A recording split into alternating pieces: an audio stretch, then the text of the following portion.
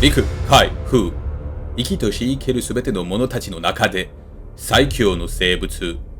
時に首を吊られるも鎖はちぎれ、時にギロチンにかけられるもその歯は砕け、海賊として7度の敗北を喫し、海軍または四皇に挑みつかまること18回、40回の死刑宣告、1000度を超える拷問、そして沈めた兄弟韓国船の数は9隻。だが、それにしても罪人として生きてきた。つまり、これまで110のカイドウの彼を誰も殺せなかった。だが、ただ今、ある男が自分の名を歴史に残した。その男の名はモンキー・ディ・ルフィ。そして、四皇のカイドウが待ってたジョイボーイの男。鬼ヶ島戦場で、そのとんでもない化け物のカイドウを倒したんだ。そうすると、新しい時代が世界中で開かれてる。世界はどうなるのか、誰もわからない。王の座を占めるための戦争は始まった。ワンピースの置いてある場所もようやく近くなってきた。Bonjour à tous et à tous et bienvenue pour cette review du chapitre 1049 intitulé Le monde que nous devons construire. Bientôt 4 ans que l'arc Wano a débuté et c'est aujourd'hui même que le Yonko Kaido est tombé des mains de nul autre que Joy Boy alias Monkey D. Luffy. La chute d'Onigashima a été stoppée par Momonosuke, Orochi est tombé et les portes du pays des Wa sont sur le point de s'ouvrir. Mais la défaite de l'empereur signe-t-elle vraiment la fin de l'arc ? Cet événement final présage le début d'un autre qui risque de tout bouleverser et mener à la plus grande guerre de l'histoire de l'œuvre. Alors préparez-vous à faire vos adieux au plus charismatique des antagonistes de One Piece et découvrons ensemble le plus grand rêve de cet homme qui souhaitait mourir. Si vous voulez me soutenir, n'hésitez pas à liker cette vidéo si elle vous a plu et de vous abonner pour célébrer la fin de ce grand arc de Wano. Vous êtes de plus en plus nombreux à le faire à chaque fois que je vous le demande et je vous en remercie infiniment. À présent, ouvrons le rideau sur le grand combat final du légendaire Kaido et du dieu soleil au chapeau de paille. Le chapitre s'ouvre de nouveau sur la fin du festival du feu. Le tonnerre gronde au-dessus de la capitale où le choc de Haki laisse place à un flashback sur l'enfance de Kaido. À 10 ans, cet enfant devint le soldat le plus puissant du royaume de Vodka. Un nom d'alcool qui explique la passion de Kaido pour ce nectar, mais qui m'a fait réaliser une chose très étrange. Ce pays n'est pas le premier à porter le nom d'un alcool. Avant lui, il y a Whiskey Peak, la première île où les Mugiwara firent escale et réputée pour ses musiciens. Vient ensuite le mythique pont de Tequila Wolf, en construction depuis 700 ans et mené par des esclaves du monde entier. Et aujourd'hui, voilà que le royaume de Kaido se nomme Vodka. 3 localisations ayant pour point commun un nom d'alcool. Allez savoir si Oda ne serait pas en train de nous donner la position des 4 autres poneglyphes, pour découvrir finalement que le nom de l'ancien royaume serait celui de Bing Sake. Cette chanson qui fut l'hymne de la traversée des pirates sur la route du One Piece. J'ai fait une longue théorie concernant les 4 îles au crâne menant à la terre, mais je dois admettre que cette idée n'est pas à exclure et qu'elle rejoint toujours la thématique de la piraterie. Nous verrons bien, mais hormis ce détail, ce pays comme Vira ou encore Kanokuni était en proie à la guerre. On ne sait cependant pas quel ennemi leur faisait face, mais si le roi acceptait de céder Kaido à la marine, tout comme Big Mom avec Mother Carmel, alors il se verrait offrir une place à la rêverie. Cet événement fera alors naître les idéaux de l'homme aux 100 bêtes, ne pas être esclave et le pion des plus hauts. Débute alors la grande chasse à l'homme.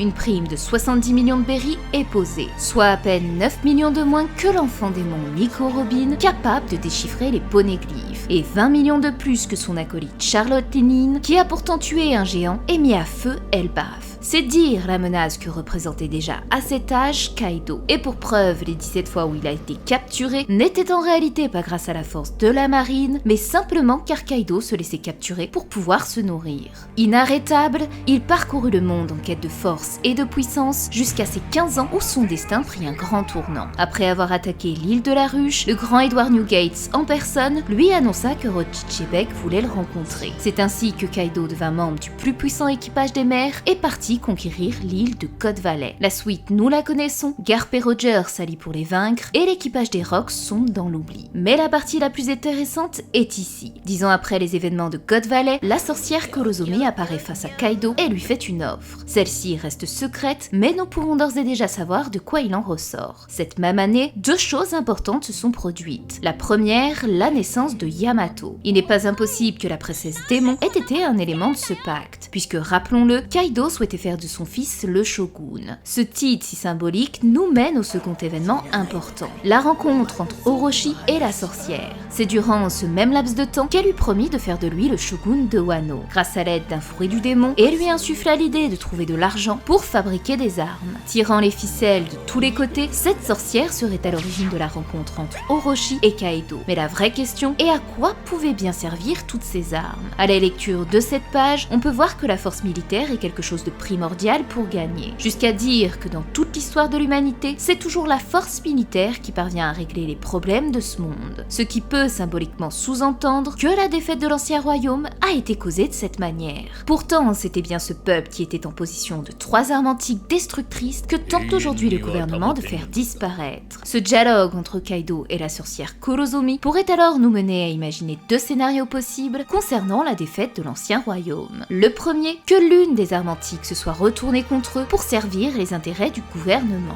La seconde, que le gouvernement ait tout simplement une arme bien plus forte que les 3 autres armes réunies. Une quatrième, un fruit du démon, peu importe, ce pouvoir aura été en mesure de venir à bout de Pluton, Uranus et Poséidon. Dans les 2 cas, ça expliquerait pourquoi la sorcière pensait que les armes étaient la clé capable de renverser le monde. Elle avait vraisemblablement tout prévu, à tel point qu'aujourd'hui Wano n'est que le résultat de ce que cette sorcière avait imaginé. Mais qui est-elle vraiment? Son rôle semble donc bien plus grand qu'il n'y paraît, et comme elle l'a dit à Orochi, cela fait des années qu'elle travaille dur. Kaido n'a pas été le premier Rocks qu'elle a approché, puisqu'elle a pu par le passé prendre l'identité de Shiki, et elle a fait savoir à Kaido que les anciens membres des Rocks étaient sur le point d'entrer en scène. Cette Kurozomi a donc un plan bien plus vaste qu'il n'y paraît, et jusqu'à présent, nous ne connaissons pas son véritable objectif, ce qu'elle a à y gagner en mettant Kaido et Orochi en contact et faire de Wano ce qu'il est aujourd'hui. Il y a donc fort à parier que les prochaines révélations sur ce pays puissent par la même occasion être liées à cette mystérieuse femme de l'ombre. Reste alors un point essentiel à toute cette énigme, à quoi servaient les armes fabriquées à Wano et qui ont été au centre de l'intrigue depuis l'arc de Punk Hazard jusqu'à Dressrosa. Elles n'ont été d'aucune utilité pour l'équipage au sang bête, si ce n'est les bombes qui auraient pu se déclencher accidentellement par Kazembo. À part ça, l'accumulation de cette force militaire reste inexploitée. C'est pourquoi il est fort probable qu'Oda ait appuyé sur ce détail pour nous montrer leur utilité après le combat contre Kaido et Luffy, puisque la marine est sur place et le gouvernement compte bien s'emparer du pays des Wa. Et ce n'est probablement pas le seul ennemi qui tentera de s'attaquer à cette terre. Barbe Noire et tous les autres pirates en proie au pouvoir pourraient ne pas tarder à faire leur apparition. En bref, Wano est une bombe à retardement, prête à exploser. Mais pour l'instant, revenons aux dernières cases du passé de Kaido, car c'est seulement à la fin de ce flashback que nous comprenons les véritables ambitions de notre empereur. Celle d'un monde où la loi du plus fort règne et où le sang des nobles n'a plus sa place. C'est ce qu'on appelle chez les libertariens l'anomie. Une guerre sans foi ni loi, voilà sa conception de l'égalité et de la liberté. C'est le combat seul qui décide de la valeur d'un homme. C'est un retour à la nature, exactement comme le règne animal. Ce qui explique à présent pourquoi il tentait de recruter des hommes forts dans ses rangs, à l'image de Shutenmaru, ou encore la raison pour laquelle Momonosuke était faible à ses yeux. D'autant quand on sait que lui, à 10 ans, mettait déjà à feu et à sang la marine, tandis qu'Oden, au même âge, était appréhendé pour coups et blessures. Mais ce principe de loi du plus fort s'établit également par un combat à la loyale. C'est la raison pour laquelle Kaido a tué le membre du CP0 et la sorcière lorsqu'ils ont interféré dans son combat contre Luffy et Oden. Peu importe qui lui fait face, Kaido mesure son adversaire à sa force. C'est là qu'on comprend que tous ces idéaux sont nés de sa volonté à vouloir cette équité. Car si tous avaient sa philosophie, alors plus personne n'obéirait à ces foutus dragons célestes. Son obsession de voir les hauts dirigeants de ce monde tomber de leur piédestal pour se joindre à la bataille sont des mots qui m'ont alors plongé dans le flashback d'un autre personnage, celui du futur révolutionnaire Sabo. Il aurait été aux yeux de Kaido le plus brave des hommes s'il avait connu son histoire. Cet enfant, âgé d'à peine 5 ans, avait honte d'être né dans une famille de nobles et préféra rejeter son titre pour vivre parmi les plus démunis car il y trouva une vraie liberté. Il avait beau avoir des parents, vivre dans la richesse, il se sentait comme un oiseau en cage et avait toujours ce sentiment d'être seul. Et c'est là que le flashback de Kaido et Sabo prend tout son sens. Sabo disait vouloir devenir plus fort pour un jour devenir pirate et être enfin libre. Tout comme l'homme aux 100 bêtes, il a pour ambition de faire tomber les dragons célestes. Mais à la différence, Sabo a pris le chemin des révolutionnaires. Et c'est là que la route de Kaido et Sabo se sépare. Car comme l'explique Koala, le plan des révolutionnaires n'est pas de s'en prendre à la marine et au peuple, mais uniquement au Tenryubito. Là où Kaido, dans son concept de loi du plus fort, perd cet esprit et réduit les plus faibles, quel que soit leur rang, à des esclaves. Mais ce parallèle entre Sabo et Kaido ne s'arrête pas là. Et Oda va de nouveau démontrer qu'il maîtrise son œuvre d'une main de maître. Au-delà des ambitions et du rêve de Sabo, c'est également ici qu'on découvre celui d'Ace et qui nous sera raconté à travers Yamato durant son séjour à Wano. Une scène mémorable qui prendra d'autant plus de sens lorsque Ace lui dévoilera le rêve secret de son petit frère Luffy et qui fera pleurer la princesse Démon. Ce rêve, nous l'ignorons encore, mais c'est la suite de ce chapitre qui pourrait nous le dévoiler. Après que le flashback de Kaido se termine en disant à King qu'il sait qui est Joy Boy, l'homme aux 100 bêtes va alors poser cette ultime question. Quel monde crois-tu pouvoir bâtir au juste? Chapeau de paille. Le compte à rebours se termine, le festival du feu s'achève sous les feux des lanternes, Onigashima est sur le point de s'effondrer et Momonosuke tente de toutes ses forces de l'arrêter. Tous retiennent leur souffle et laissent place au grand final. Luffy paraît de toute sa volonté et de son ultime coup répond à la question de Kaido. Un monde dans lequel mes amis pourront manger à leur faim. L'empereur comprend alors qui se tient face à lui. Le flashback reprend et nous voyons Kaido annoncer à King que Joy Boy n'est autre que celui qui le vaincra. Tandis que King sourit en lui répondant qu'il n'est pas prêt de se manifester, Kaido tombe enfin. Onigashima est sauvé et Luffy a tenu sa promesse envers Momonosuke, mais surtout celle envers Otama et le peuple d'Ewa de manger à nouveau comme bon leur semble. Cap de fin, le rideau se ferme et conclut ces 20 années de souffrance et du règne de l'homme aux 100 bêtes. Cette page finale était magnifiquement bien orchestrée et est venue confirmer tout ce que j'ai pu vous dire dans mes différentes vidéos depuis plusieurs années. Que ce soit le numéro de chapitre annonçant la fin du combat de Kaido et de Luffy, jusqu'à la toute dernière phrase que notre empereur prononcerait. Moi je pense que on va avoir la fin de Wano vers 1050. Les chiffres ronds, tu vois. Genre on a terminé au 600 avec l'arc des hommes poissons. À chaque fois il fait des chiffres assez ronds Oda avec les fins de chapitre et tout. Donc je verrais bien ça vers le 1050, tu vois, la fin du combat. Mais imaginez qu'après que Luffy ait vaincu Kaido, ce dernier reconnaisse en lui le véritable Joy Boy, celui qu'il attendait désespérément durant toutes ces années.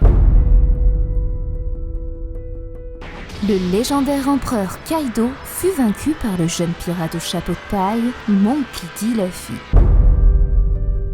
Et le festival du feu bat son plein. Les lumières, les rires et les tambours résonnent jusqu'au ciel. Onigashima s'apprête à s'écrouler sur la capitale des fleurs.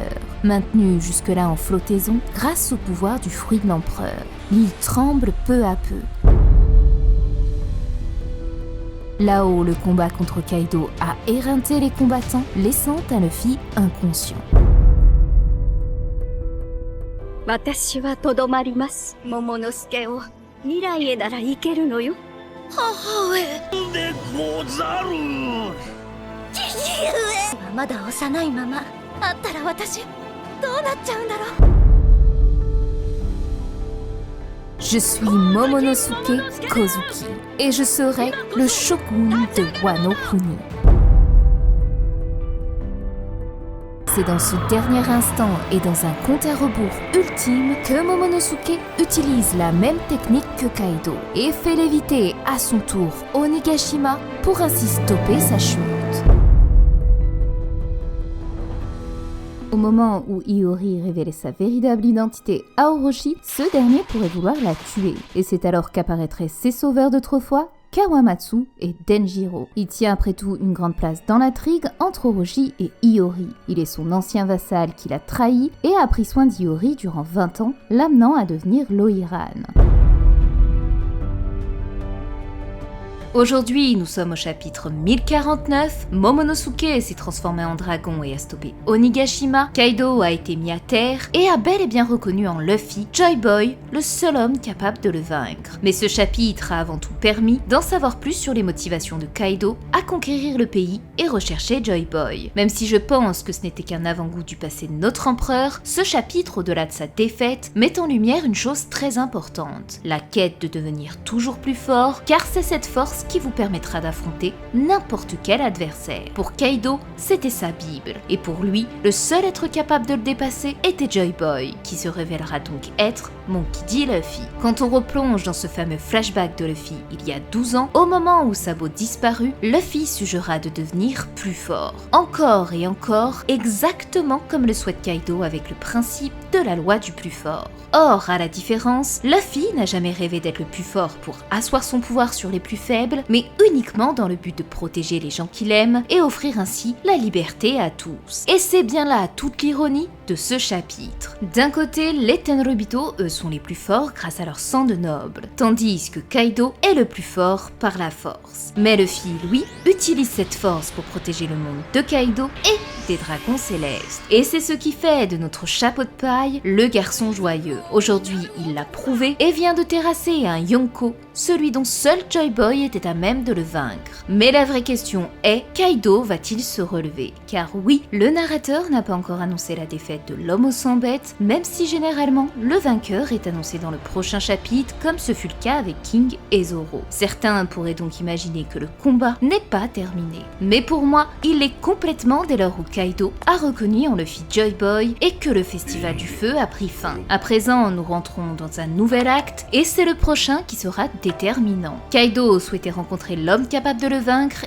et c'est chose faite. Il souhaitait l'égalité dans ce monde où la loi du plus fort domine. Et Luffy l'a dominé à cet instant. Il n'a donc plus le besoin de le combattre puisqu'il a trouvé celui qui l'attendait. Cependant, son souhait de mourir existe toujours. Et c'est là où Kaido pourrait se relever. Il est clair que Luffy sera quasiment mort dans les prochains chapitres et ne pourra donner un nouveau rang ni à Kaido ni à aucun autre antagoniste qui rejoindrait la bataille. Car oui, ne l'oublions pas, la marine est présente sans compter le machiavélique Barbe Noire qui pourrait à tout moment apparaître. L'équipage des Mugiwara, Supernova et Foro Rouge sont tous à terre et même si Zunesha est présent, il ne pourra pas attaquer sans prendre le risque de blesser les civils de Wano. C'est pourquoi Kaido, qui voulait détruire ce monde ennuyeux et l'ordre mondial, trouverait la mort dans ce combat final, puisque c'est dans la mort que se trouve l'aboutissement d'un homme dans un monde de violence. La plus puissante créature qui cherchait la meilleure guerre au monde réaliserait son second rêve après celui de rencontrer l'homme capable de le vaincre.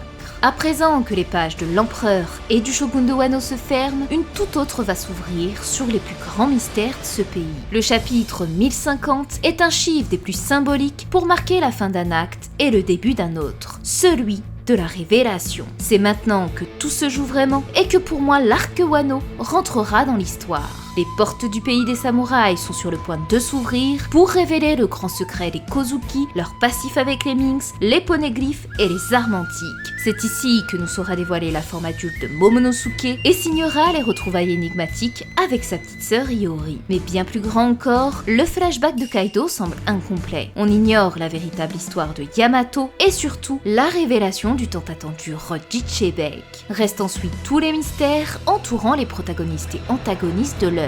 La malédiction de Zunesha, le rôle de la Big Mom Family, Caribou, l'homme capable de révéler que Shirahoshi est Poséidon, Zoro est-il mort et a-t-il un vrai passif avec Shimotsuki, ou encore l'apparition de Vegapunk, le rôle du SSG et le CP0.